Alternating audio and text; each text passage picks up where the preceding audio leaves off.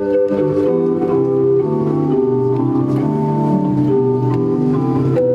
Réunion a reçu son premier orgue à tuyaux en début de ce mois de mai dans la chapelle de l'Immaculée Conception à Saint-Denis. Cette belle chapelle nouvellement restaurée est située à l'angle des rues de Paris et Sainte-Anne. L'association Montré-Chamade a pu offrir à Lille son premier orgue de style baroque allemand qui sonne admiralement bien dans cet édifice à l'acoustique généreuse. En fait, je cherchais un orgue d'occasion parce que je n'avais pas d'argent moi personnellement pour acheter un orgue neuf. Je suis donc allé à Wuppertal et le showroom de ce monsieur est une vieille église désaffectée dans laquelle il y a en moyenne une douzaine d'orgues à tuyaux.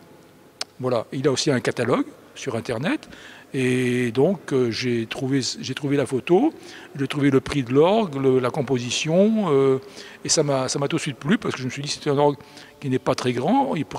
On n'a pas des grandes églises à La Réunion, donc en n'ayant pas un gros budget, je devais prendre un petit orgue et ça allait très bien pour le budget que je m'étais fixé. C'est le premier orgue à tuyaux à La Réunion, il n'y en a jamais eu d'autres auparavant. Je le dis parce que je pense que s'il y en avait eu, il y aurait eu des traces.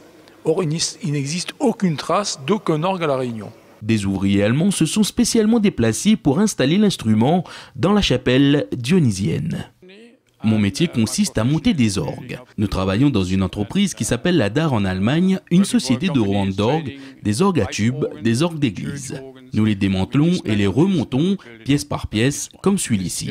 L'association Montré-Chamade s'est débrouillée pour acheter une orgue de notre entreprise pour cette église.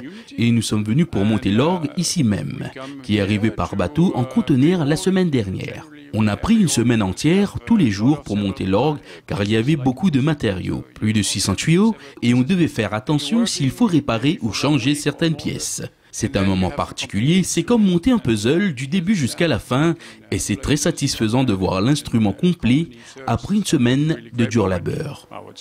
Pour les 3 concerts d'inauguration, c'est Frédéric Gros, premier prix d'orgue et titulaire des grands orgues de la cathédrale du Puy-en-Velay qui sera à la console de l'instrument. Autres grands artistes invités, Emmanuel Campana, double premier prix de Conservatoire de Paris et chante à la cathédrale Notre-Dame de Paris qui interprétera de beaux chants sacrés et jouera à la flûte traversière accompagné par l'orgue. 3 concerts qui auront lieu ce jeudi 25 mai, samedi 27 mai et le dimanche 28 mai à 20 h. Les places seront à 15 €. Les billets seront disponibles sur place les soirs de concert et dès maintenant à la Rode à Saint-Denis.